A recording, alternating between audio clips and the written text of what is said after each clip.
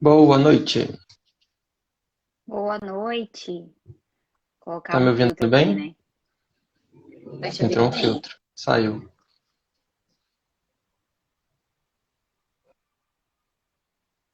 Tá dando certo? Aqui tá. Tá me ouvindo? Tô. Então tá bom. Então Tá vamos cortando a lá. minha cabeça, não tá? Tá um pouco. Você tá me vendo? O rosto sim, corta só um pedaço da cabeça. Ah, tá. Tá Vou bom. me afastar mais um pouco. Pronto. Deu. Pronto. Pronto. E aí, vamos lá? Vamos lá. Boa noite para quem tá aí assistindo. Doenças psicológicas e benefícios no INSS. Tema muito atual, né? Eu atuo previdenciário e convidei a Vanessa, né, psicóloga, atua diretamente com essas doenças. Tenho visto aqui no escritório um grande aumento de pessoas com doenças psicológicas, né, e buscando benefícios no INSS. Cada O que vez eu tenho mais, visto né, Breno? cada vez mais, inclusive ontem ocorreu o episódio com a ginasta, né? Lógico que, até como eu fiz uma postagem hoje, a realidade dela é um pouco diferente, porque ela é uma atleta de alto resultado, mas Isso. a gente vê que quando se olha de perto, sempre tem a questão do estresse, da cobrança excessiva, tanto de outras pessoas quanto uma cobrança pessoal, né? A necessidade de entregar resultados sempre muito latente. E isso se reflete também, não só nesses atletas, mas na gente, né? Os trabalhadores, especialmente com essa situação de pandemia, eu vi aumentar muito essas situações, né? Algumas que afastaram do trabalho e encontraram situações conflitantes dentro de casa, outras que tiveram que manter o trabalho home office, né? E conciliar com situações em casa. Então, aumentou muito isso.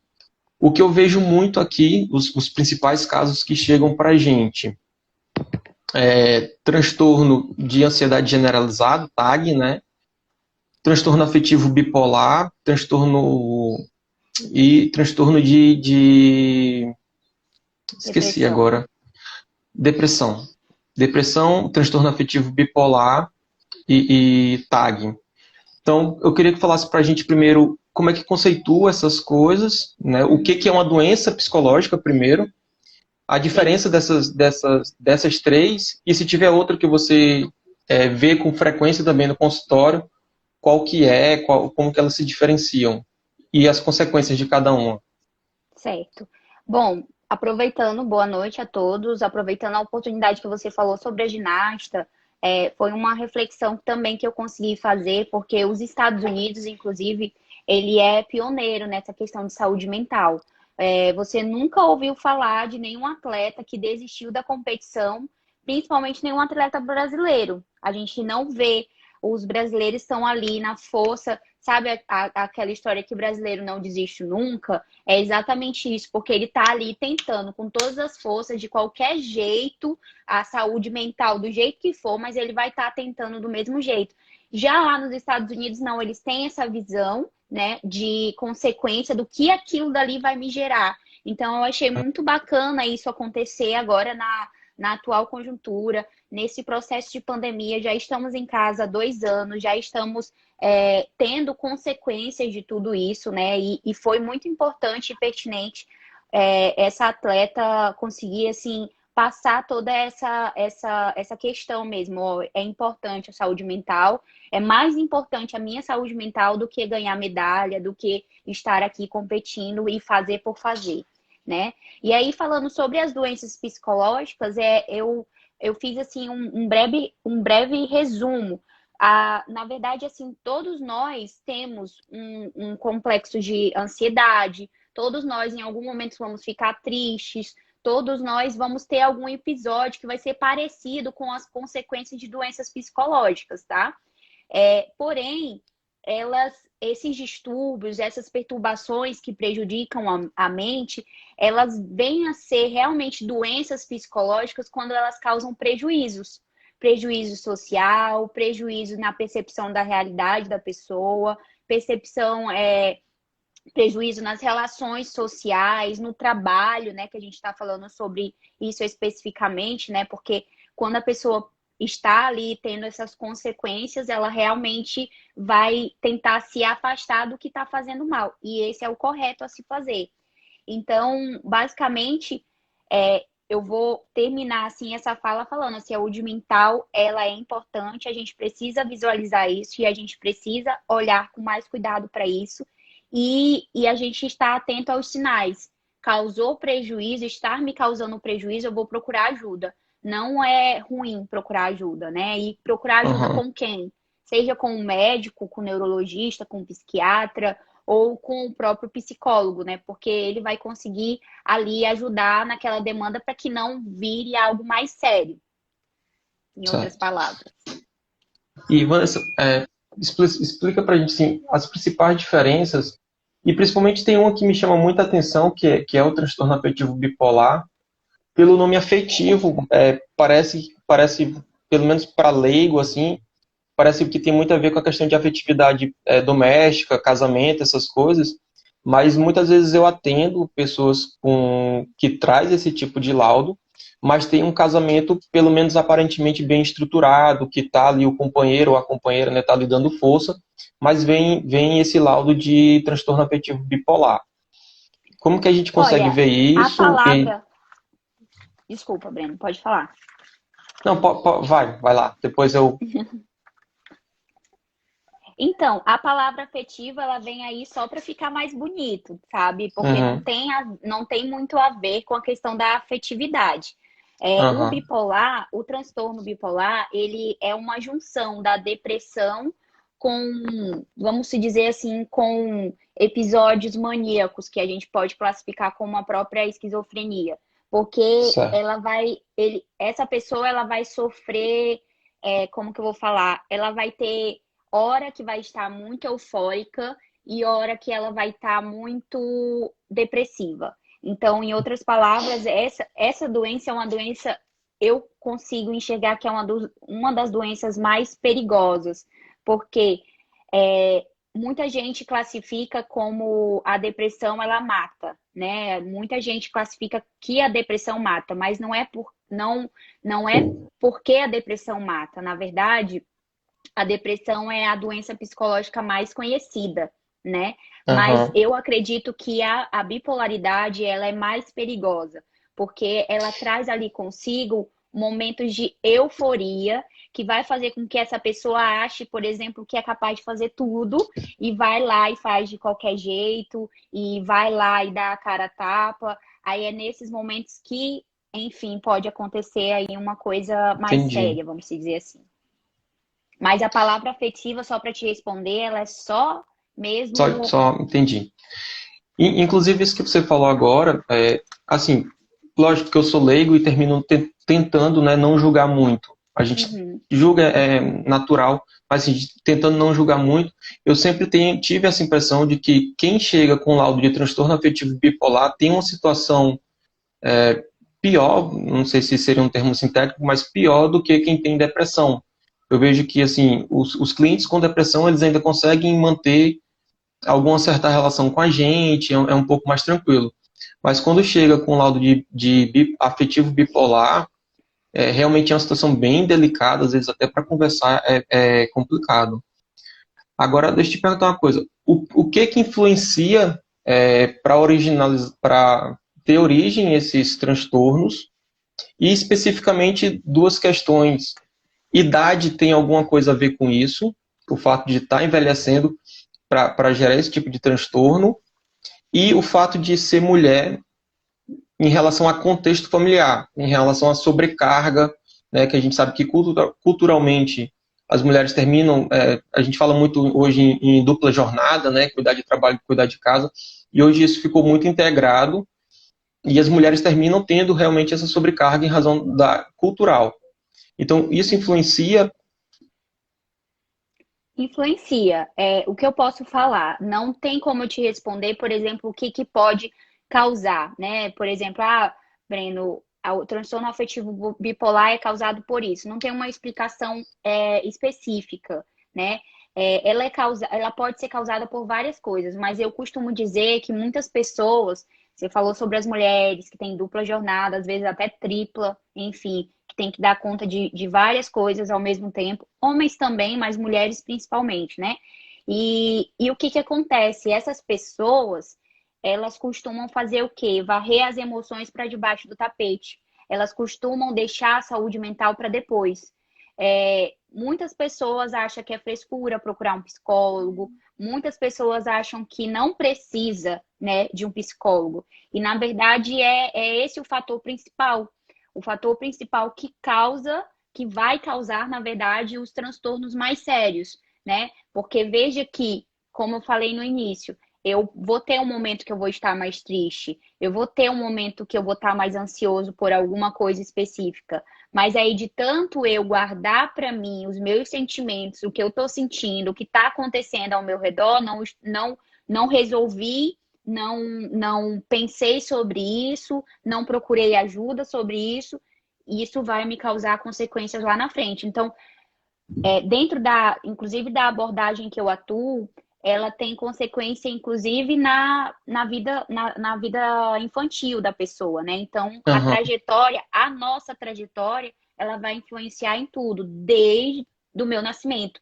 Na verdade, desde a geração, né? Quando a minha mãe, enfim, o meu pai planeja sobre mim, a minha vida, se eles planejaram, não planejaram, foi algo surpresa, foi desejado, não foi desejado. Então, tudo isso na nossa vida vai ter consequência. E eu não posso deixar de falar que cada caso é um caso. Que, claro que não é porque todas as pessoas que tiverem uma infância X vai ter bipolaridade, por exemplo. Então, não tem como eu te falar, por exemplo, que te dar uma resposta precisa sobre isso. Então, cada pessoa ela vai ter, digamos, uma especificidade para falar sobre essas doenças em si. A gente está falando sobre o transtorno afetivo bipolar, mas eu falo isso para todas as doenças psicológicas.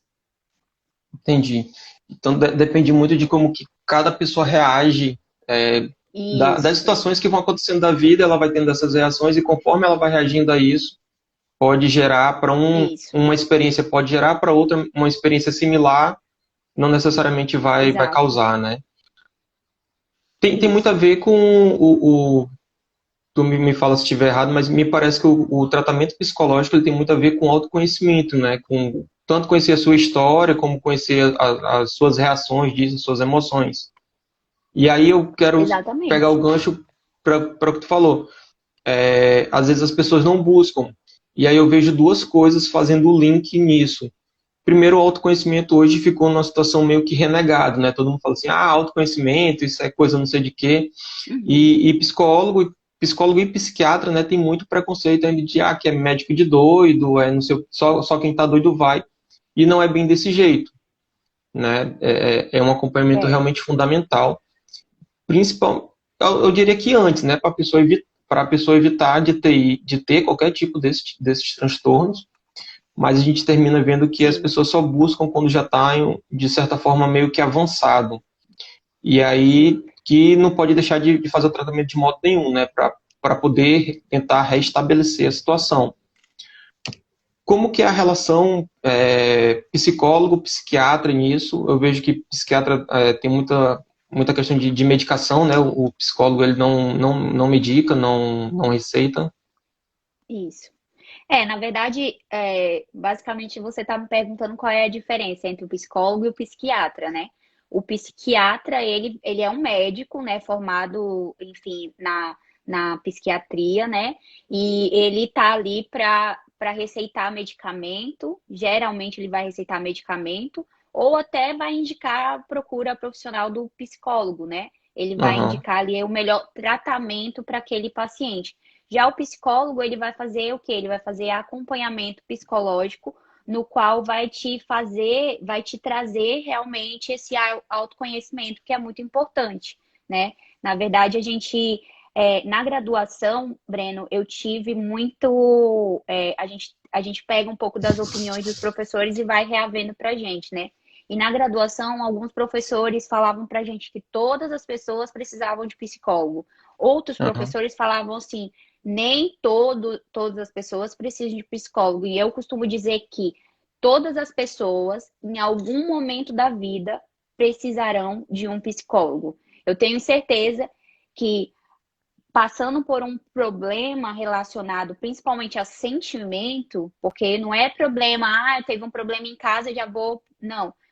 Relacionado ao meu sentimento, ao que eu estou guardando, em algum momento eu vou realmente precisar do psicólogo. Então, basicamente é isso. O psicólogo ele está ali para te acompanhar e te trazer esse autoconhecimento. E o psiquiatra, ele vai te mostrar qual o melhor tratamento para aquela demanda que você está apresentando, entendi, basicamente. entendi. Puxando um sardinha aqui para o meu lado agora, para a gente conseguir que a pessoa saia, né, assim, o famoso ficar encostado pelo INSS, é Uhum, necessário primeiro, em linhas gerais, né, pelo menos a questão do trabalhador, que é o mais comum, ele tem que afastar 15 dias ali do trabalho e a partir do uhum, 16º que ele vai ser encaminhado para o INSS. Mas esse afastamento a empresa não tem como adivinhar, né, se ele realmente precisa ficar afastado, o INSS também não, e normalmente, pelo menos aqui, eu tenho sempre o cuidado de pedir um calhamaço de documentos. Eu dei uma olhadinha rápida nas resoluções de vocês e vi que tem alguns documentos que o psicólogo pode emitir, sim, né? Como que funciona a emissão desses documentos? Eu não encontrei nada se existe prontuário, eu acredito que exista algo sim, semelhante, né? Como que funciona liberar esses documentos para o paciente, né? E a liberação, por exemplo, de um prontuário, das anotações gerais, porque também deve ter anotações que vocês fazem que, assim, para análise, eu não sei se seria prudente ou interessante o paciente ver, sim. até para evitar, não sei, algum tipo de influência, né? Como que é fazer essa liberação? Eu vi que tem parecer, relatório, laudo, né? Sim.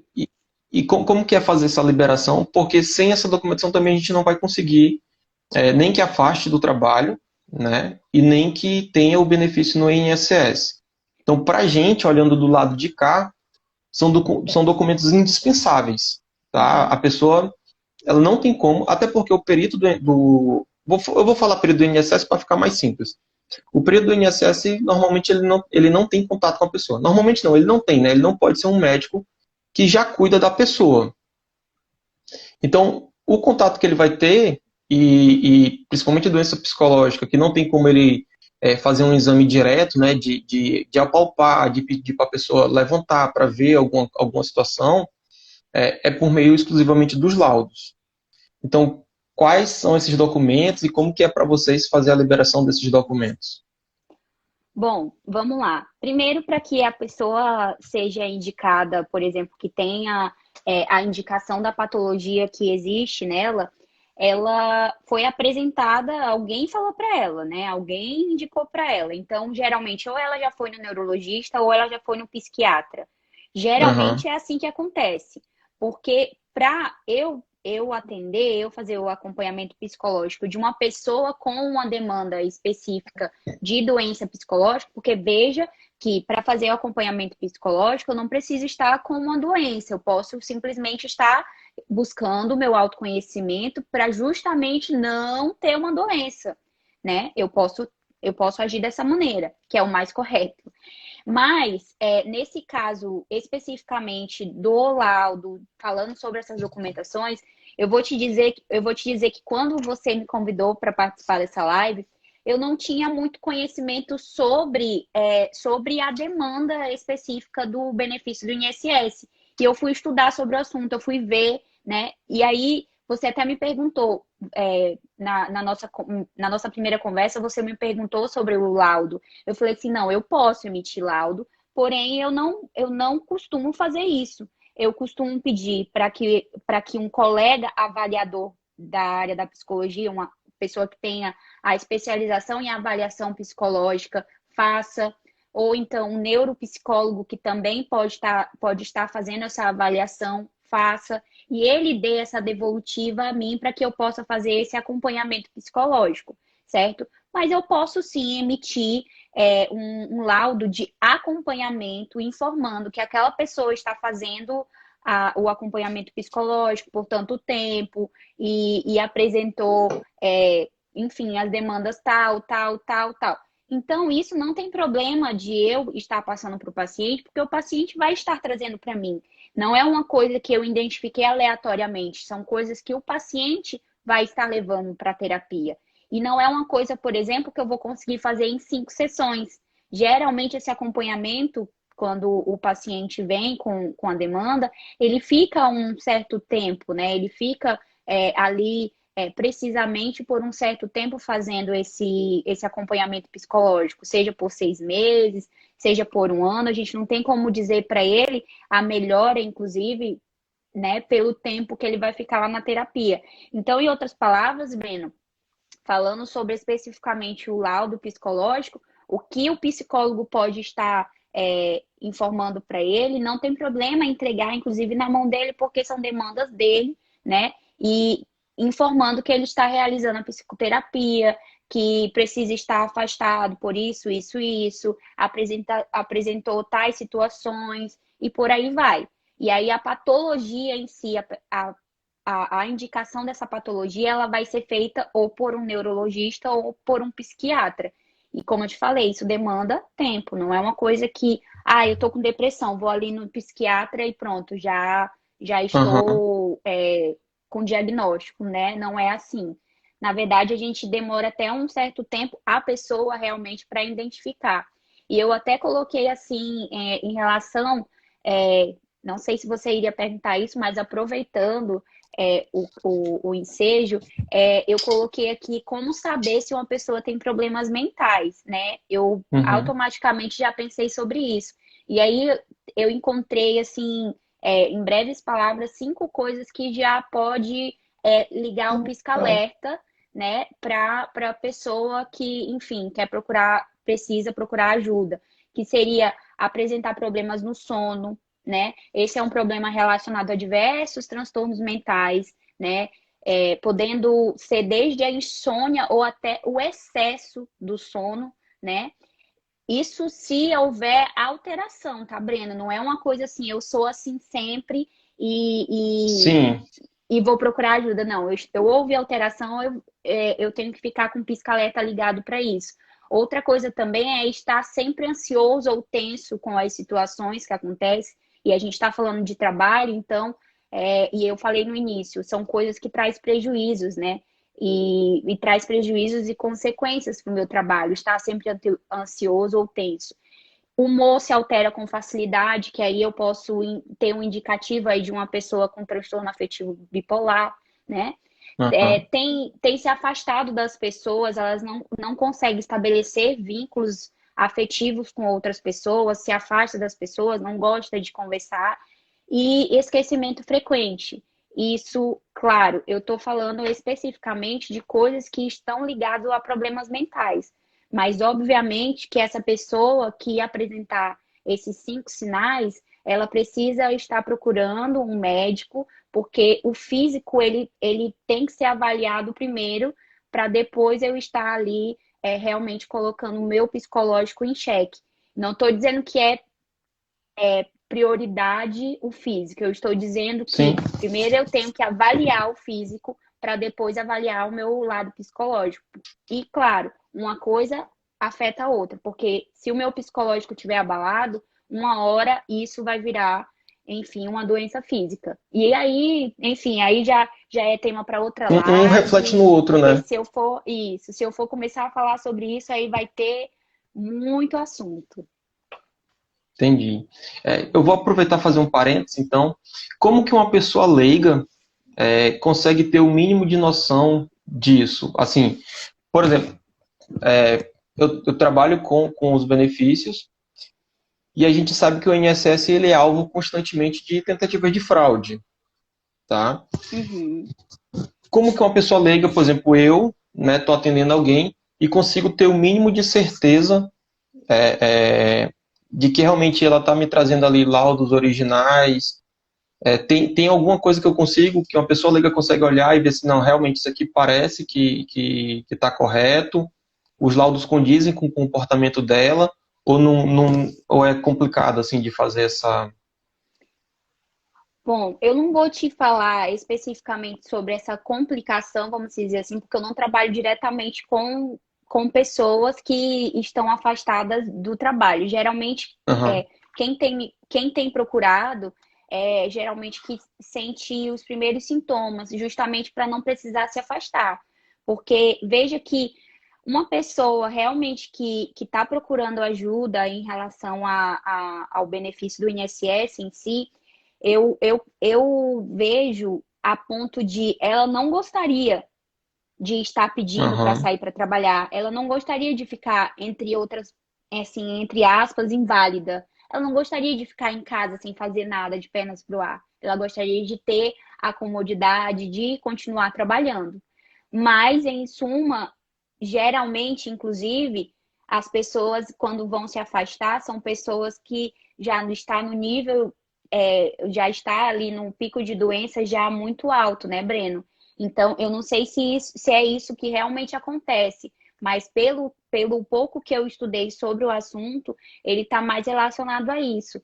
E aí, ah, a pergunta que você fez relacionado a realmente se ver que o que ela está me falando é real, é por esse motivo que eu não consigo fazer um laudo psicológico de uma pessoa em 5 sessões de atendimento. Eu tenho que realmente ali ter o vínculo com aquela pessoa para realmente eu conseguir estabelecer, no caso, uhum. aquela demanda que ela está me trazendo e principalmente os documentos que ela vai estar trazendo não vai ser só embasado no que ela está falando no acompanhamento psicológico. Na verdade, ela tem que levar do psiquiatra, do psicólogo, se ela puder, da pessoa que faz a avaliação psicológica, do neuropsicólogo, enfim, como você falou, pedir todo o aparato de documento para realmente ter ali vários profissionais em xeque para Ter o realmente estar cuidado, então, de apresentando ver. ali.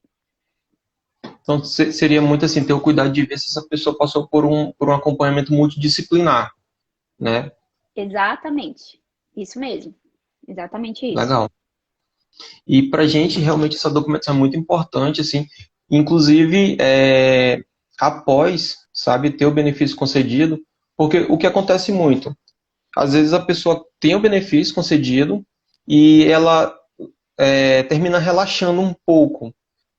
Eu já vi que com doenças psicológicas não é tão comum as pessoas relaxarem, porque realmente é algo que incomoda, elas estão ali em busca de ter uma solução, mas acontece, né, da pessoa, ah, não, agora eu encostei, eu não vou mais procurar, né, já estou Uhum. encostado, e termina que depois ela não consegue manter mais o benefício, né? Inclusive, por exemplo, passou já um caso com a gente em que a pessoa ficou, é, na época não era tão frequente ter o pente fino, né? Hoje é muito comum, todo ano tem, todo instante tem, mas não era tão comum. E essa pessoa passou cerca de 5 anos sem ser convocada pelo INSS. Quando foi convocada, ela não tinha nenhum documento de que estava se tratando de forma adequada, né? Não tinha nada, realmente não tinha nenhum documento. E foi Como muito você falou, complicado, relaxou, porque né? exatamente relaxou, se acostumou ali com a situação e não teve o que ser feito. O INSS cortou, judicialmente também não tinha como fazer perícia porque não tinha documento, né? E como você disse, é uma situação que demanda um acompanhamento de mais de 5, de 6 sessões, né? Requer um acompanhamento multidisciplinar. E o perito ele termina tendo que fazer isso em uma única sessão. Então, se ele não tem documento para se basear, para dar um parecer, no caso não termina nem sendo muito uma perícia, né? É meio que uma análise documental e ele vai dar um Sim, parecer. Então, se não tem a documentação, não tem como ser feito, exato. né? Basicamente, aí eu entro no viés que a gente precisa de um sentido de vida, né? A psicologia, ela busca exatamente isso, te trazer de volta para o sentido da tua vida. Então, a gente tem que lembrar dessa importância da gente estar ocupado, né? Em outras palavras, para a gente ter um sentido de vida, para a gente ter o que buscar. Porque quando a gente fica, por exemplo, sem sem esse sentido, a gente se entrega, a gente se acostuma, a gente apenas vive, sabe? Aham. Enfim, mas a vida não tem mais sentido. Então a gente tem que realmente buscar ali ter essa qualidade de vida e procurar melhorar, né? Esse é o ponto. E é por isso que, voltando à minha primeira fala, por isso que a saúde mental é importante, porque na verdade a gente vai buscar esse sentido, vai realmente trazer ali a nosso autoconhecimento para a gente continuar tendo esse sentido sem deixar a vida passar aos nossos olhos, porque a gente está aqui realmente para viver, né? Aham. E deixa eu te fazer outra pergunta. Então, Profissões. A gente sempre vê jornal assim, aquelas notícias, principalmente notícia que quer ser muito chamativa, né? As 10 profissões que não sei o quê, as 10 profissões que aquilo, e vez por outra sai as tantas profissões que mais têm depressão, as tantas profissões que mais têm não sei o quê. Existe alguma correlação de profissão com doenças psicológicas? É possível atestar isso? Existe estudo de verdade sobre isso? Ou não, é uma coisa que as pessoas simplesmente vão propagando e termina virando lenda urbana? existem muitas profissões e existem muitos estudos a gente poderia adentrar nos assuntos relacionados às profissões. Mas eu assim, vou deixar em aberto essa questão, essa resposta, na verdade, porque, como eu mencionei para você, cada pessoa é uma pessoa e cada caso é um caso. Então, eu posso ser, por exemplo, vamos falar professores, que é a profissão das profissões. Professores, eles têm muito estresse, né? Então, eles têm Uhum, ali consequência de ansiedade. Então, tudo ligado a isso vai gerar essa consequência. Porém, não vão ser todos os professores que vão ter ansiedade. Vão ter professores que vão ter episódios de depressão, vão ter professores que vão ter episódio de esquizofrenia, ou vão ter professores que vão viver bem o resto da vida e não vai apresentar aham, nenhum problema. Em outras palavras, o que eu quero dizer para você é que realmente não tem como te estabelecer que uma profissão tal vai apresentar isso. Claro que, óbvio, tem a propensão, tem ali, né, a consequência do que aquele realmente, como que eu vou falar? Do que aqueles comportamentos daquela profissão vai me gerar. E aí aham, entra no mérito do que a gente pode fazer pela gente, procurar nossa saúde mental.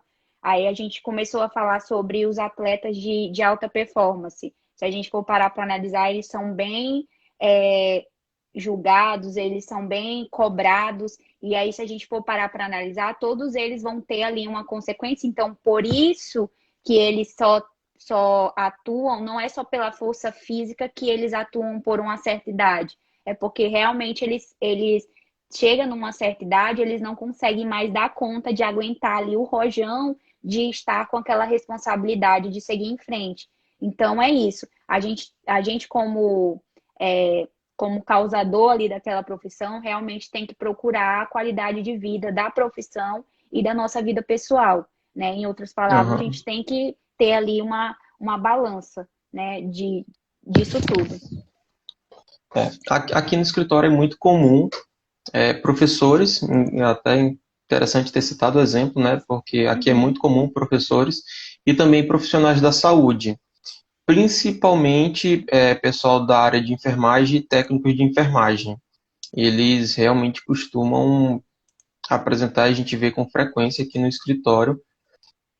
E interessante assim, pro lado previdenciário, não basta também que a pessoa esteja doente, né? É necessário realmente que a doença gere uma incapacidade para o trabalho. Tá? Ela tem que ter uma situação que realmente impede da pessoa de trabalhar. E nessas duas profissões, realmente, assim, imagina, tu lidar principalmente com criança, não vou nem falar com adulto, apesar de ser complicado também, Uhum. o ambiente de sala de aula, mas principalmente educação infantil, tu tá numa situação que tu pode explodir na sala de aula, né? e sabe-se lá qual tipo de gravame vai gerar para as crianças ali, porque pode tanto acontecer de ser uma explosão de simplesmente sair correndo, né, da sala de aula, deixar as crianças lá, pode ser uma situação de repente gritar na sala de aula, pode ser uma situação de tentar agredir algum aluno, então é muito delicado. É a mesma coisa no ambiente hospitalar, né? Porque quem chega no hospital normalmente já está doente, né? Uhum. E principalmente o pessoal de emergência, por exemplo, a pessoa já chega lá numa situação muito ruim. E os enfermeiros, técnicos de enfermagem estão na linha de frente ali, fazendo aquele atendimento, fazendo curativo, cuidando, aplicando medicação. Então, se ele tem uma situação de desequilíbrio para lidar com uma pessoa que no momento está desequilibrada, né, não vai funcionar. Mas só para trazer esse conceito, não basta também estar doente. Ah, não, tô com uma doença psicológica e vou ser afastado do trabalho por causa disso.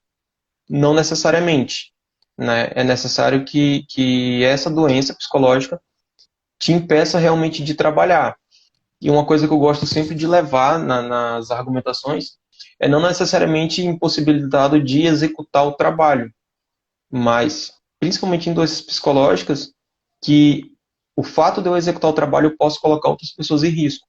Além de si próprio, né? Além de manter a situação de estresse, que muitas vezes é o próprio trabalho que desencadeou isso. Então, além de eu permanecer submerso nessa situação de estresse, eu ainda coloco outras pessoas em risco, né? E a gente vê realmente muito. Motorista também, principalmente de cargas pesadas, cargas inflamáveis, né? São profissões que a pessoa não tem, porque qualquer coisa ali que causar um surto, eu não sei se qualquer dessas doenças pode causar surto, mas se ela está numa situação que ela pode ter um surto, são profissões que vão botar muitas pessoas em risco.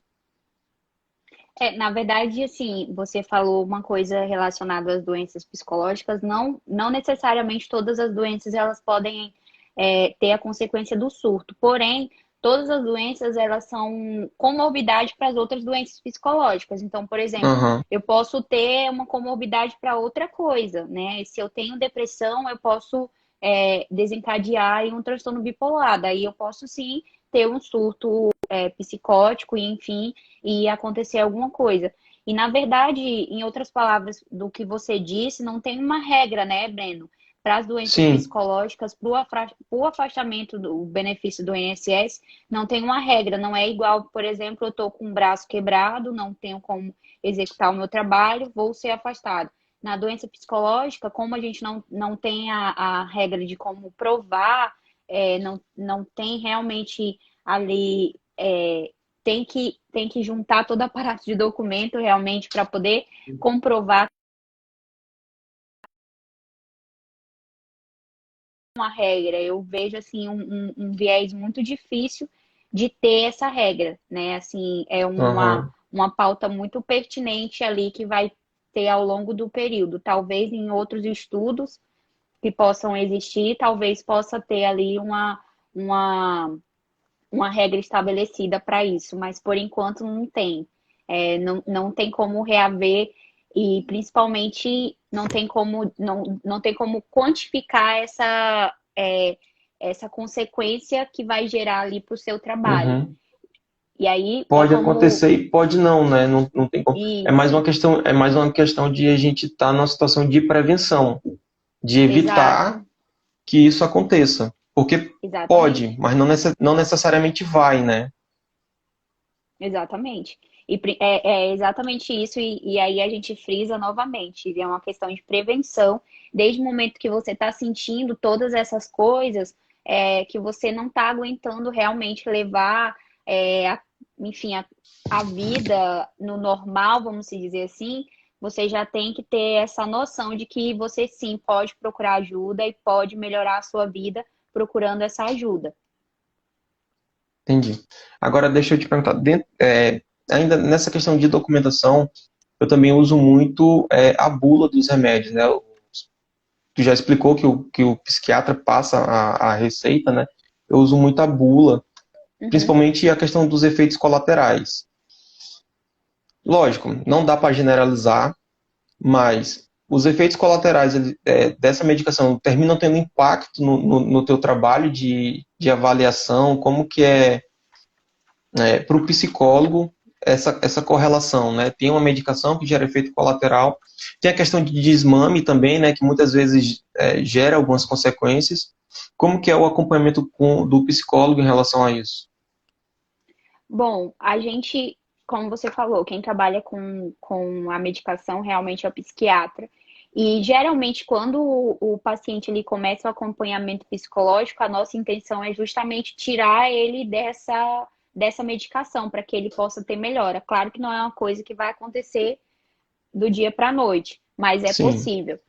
E aí, sobre essa questão, você pergunta em relação a ele sofrer Aos alteração, né? efeitos aos efeitos da medicação, né? Porque tu já explicou que vocês não passam a medicação. Então tem que ser Uhum. um trabalho em conjunto, né? Psicólogo, psiquiatra e outras profissões que você já explicou que é multidisciplinar. Mas especialmente o psicólogo e o psiquiatra terminam sendo muito visados, especialmente pela população leiga, né? Assim, que não é Uhum. da área. Como que dá essa correlação e os efeitos da medicação, né, em si? Efeito Na verdade, colateral, o efeito na de verdade começar o a efeito, usar. na verdade o efeito, como você falou, o efeito está lá na bula e os efeitos colaterais ele pode apresentar como não pode apresentar. Na descrição do laudo, o que eu vou descrever? Eu vou descrever o que o paciente está apresentando, o que ele está me dizendo que está apresentando. E claro, eu posso fazer avaliações, utilizar recursos que possam pré-estabelecer o que ele está sentindo naquele momento e principalmente se concretizar, porque eu posso trabalhar com hipóteses diagnósticas. Eu falei que eu não faço diagnóstico, né, como psicóloga, mas nós fazemos hipóteses diagnósticas e eu posso confirmar, inclusive, se está dentro do parâmetro da apresentação da patologia da pessoa, se está tudo corretinho. E aí, falando sobre o medicamento, o que eu vou apresentar no laudo é justamente o que o paciente está apresentando para mim, o que ele está Uhum. dizendo que está apresentando, em outras palavras. O que é uma hipótese diagnóstica? É justamente uma hipótese, não tem muito uma Entendi. hipótese do que É pode tipo ser. um relatório ali, com base no que o paciente está te falando. Isso, Mais ou exatamente. menos isso, né? Assim, Isso. Na verdade, tem recursos, tem questionários, tem algumas coisas que nós podemos fazer para a gente ter essa hipótese diagnóstica. aham. E, Vanessa, para a gente também, assim, na área previdenciária, existem dois conceitos importantes que vão definir muito qual o benefício que a pessoa vai receber, que é a Uhum, questão, vou usar os termos antigos que são mais populares, tá? Me desapegar aqui de questão técnica, mas auxílio-doença, normalmente a gente tem a questão de não ser uma doença, né? Ser uma incapacidade, tem que ser temporária, e a aposentadoria por invalidez, que vai gerar, que tem como pressuposto a invalidez, né? uhum. Para vocês, existe isso? Existe um momento que tu vai me dizer assim, não, esse paciente aqui não tem uma solução para ele. Fazer um paralelo com o trabalho médico, assim, o médico chega e diz, ó, essa doença, ela não vai ter mais cura, a gente vai fazer um trabalho paliativo. Existe isso para vocês? Na verdade, são algumas patologias, elas são crônicas.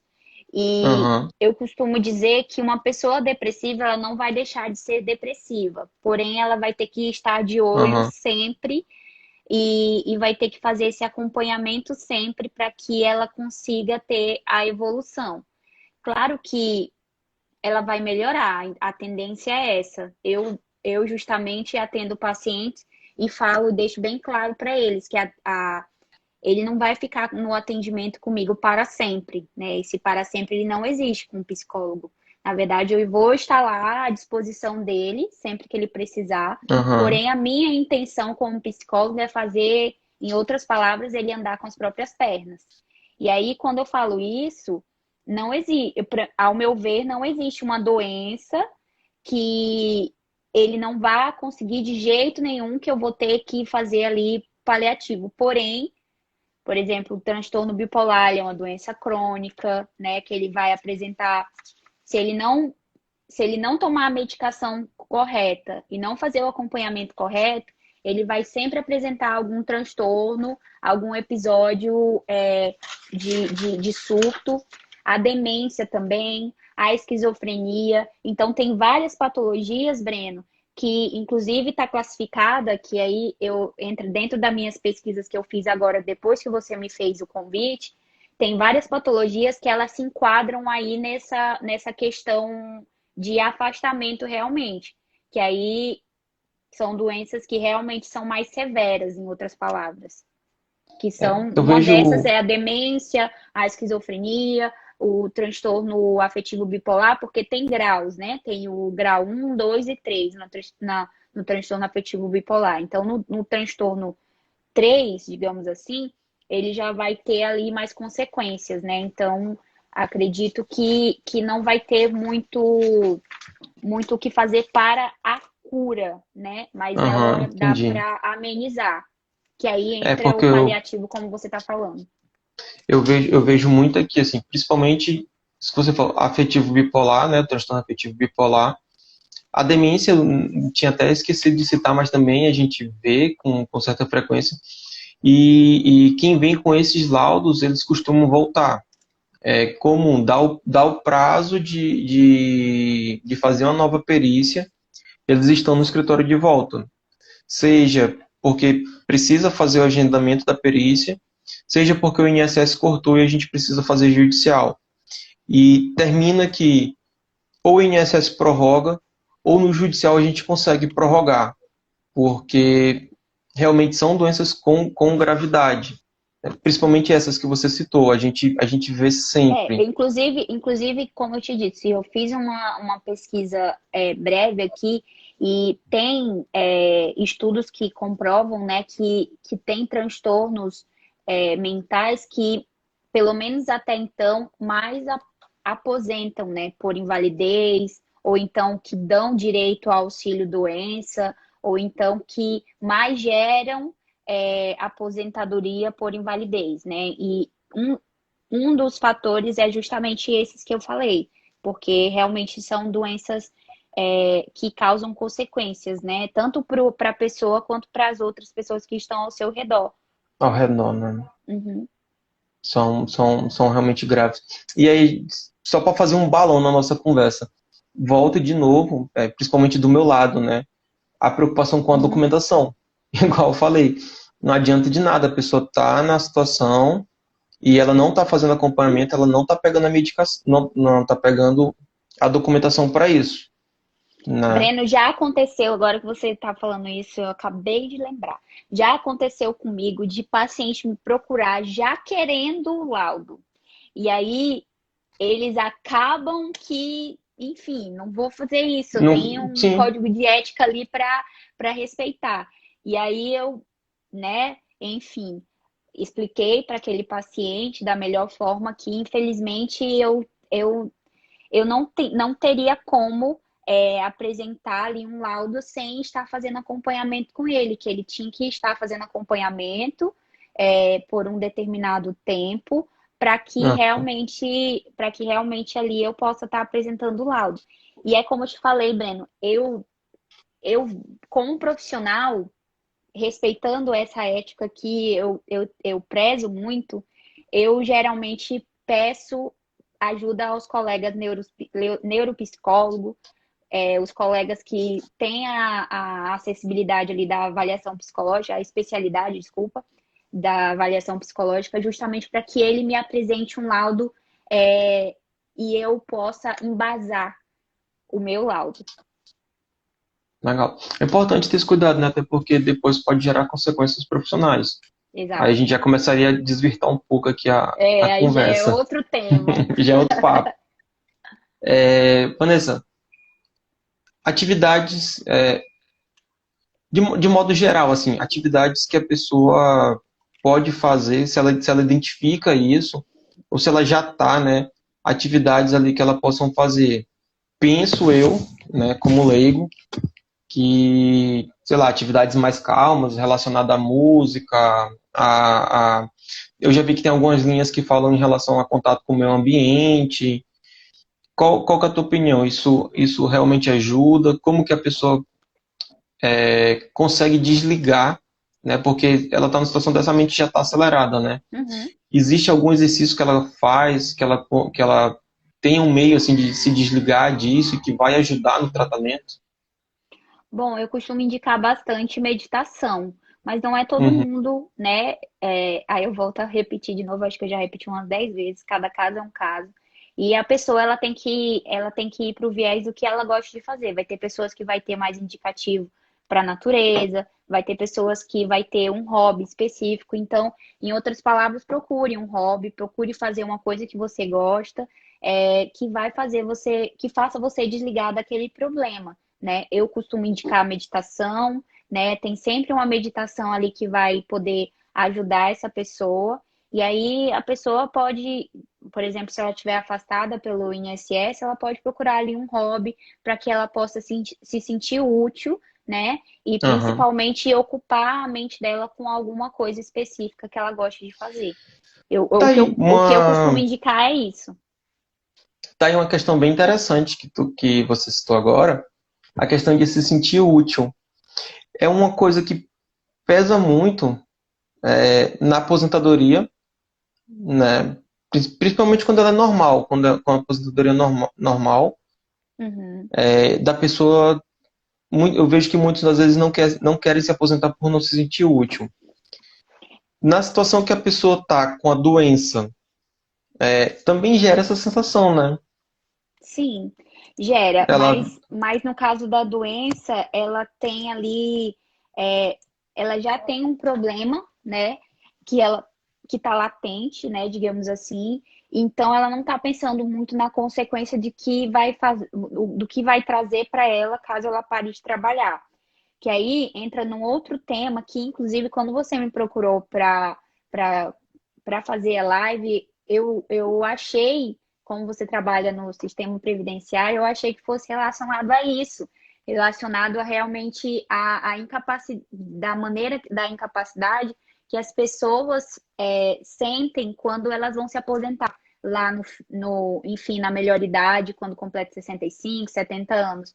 Porque não sei se você já parou para analisar, mas muitas pessoas, inclusive, não se aposentam, não param sim, de trabalhar porque não querem se sentir inútil, elas querem se sentir úteis. Então, continuam trabalhando, continuam se empenhando, enfim. Eu conheço muitas pessoas que fazem isso, mas que realmente é justamente para se sentir útil.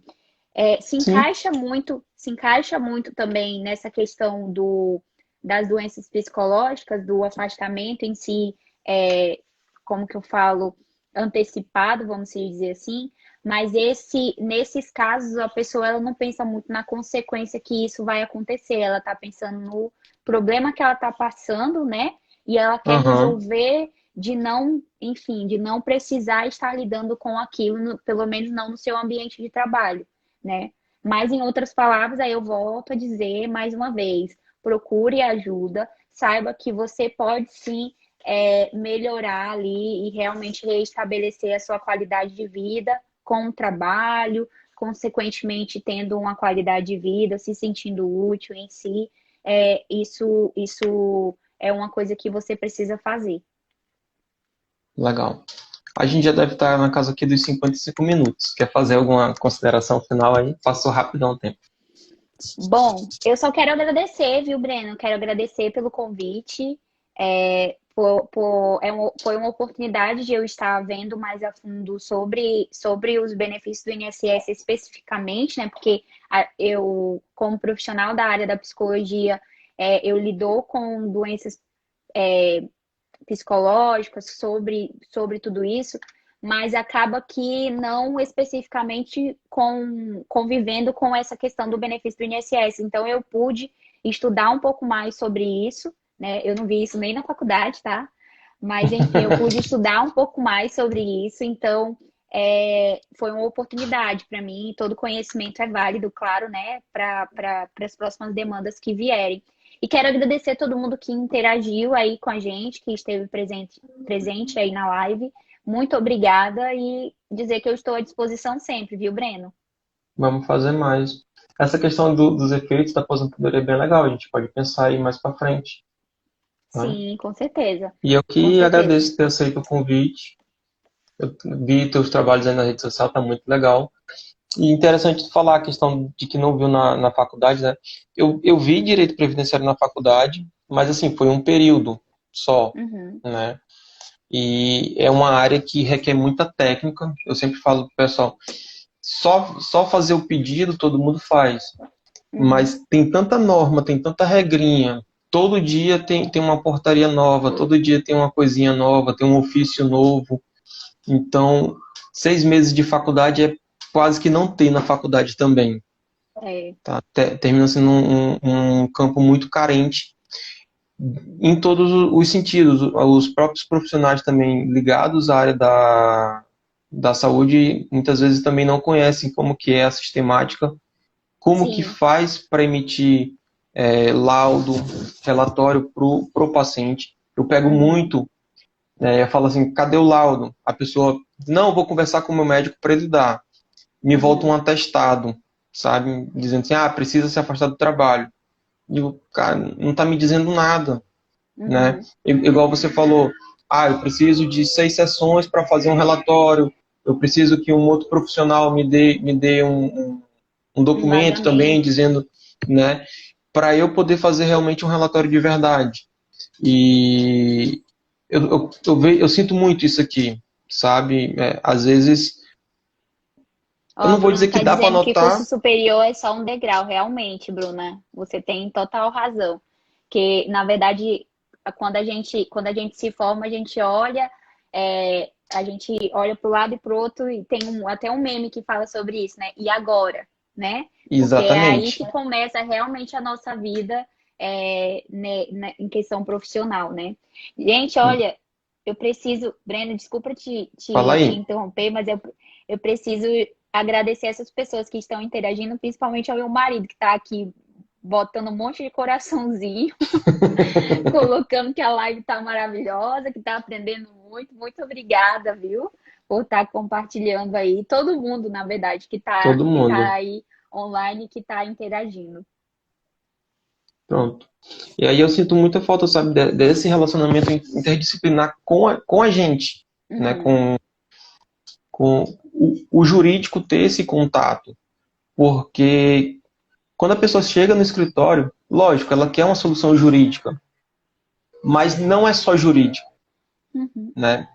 É a vida dela que, muitas vezes a vida dela ali, o sustento dela está em jogo naquilo. Muitas vezes é um pai de família, e aí dentro da nossa cultura, né, principalmente assim, as pessoas que têm uma idade mais avançada, que ainda tem aquela cultura de que só o homem trabalha.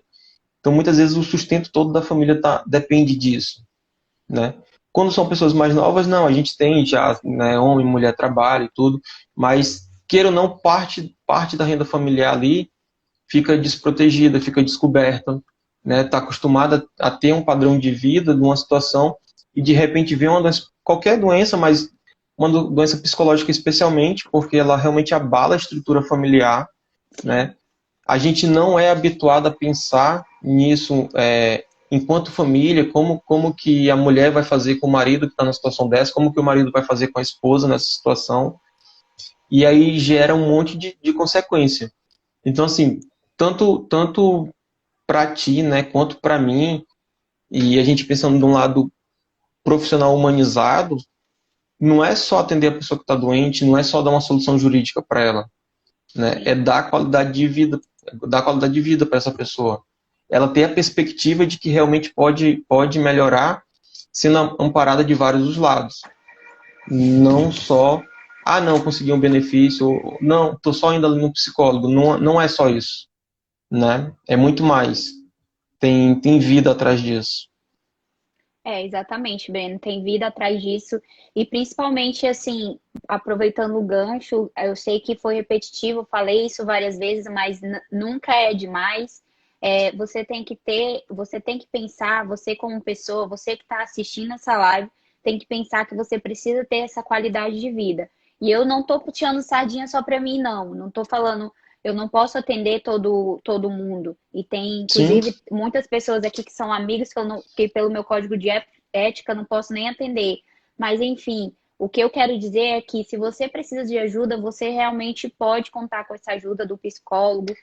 Se você precisa aí, enfim, você precisa realmente querer melhorar e ter essa qualidade de vida toda agrupada, porque não só no trabalho. O trabalho ele é um dos viés da nossa vida, mas a gente tem que pensar na nossa qualidade de vida num todo, no trabalho, em casa, no nosso lar, né, com a nossa família, com a nossa saúde mental, enfim, com tudo isso. Então, eu espero que um pouco dessa live tenha servido para vocês pensarem sobre isso, né? Pensarem sobre o assunto da qualidade de vida. Eu sei que o assunto era o benefício do INSS, mas eu quero puxar um pouco a sardinha para isso, para as pessoas se identificarem e se perguntarem: eu estou tendo qualidade de vida? Estou cuidando da minha saúde mental? Estou cuidando de mim?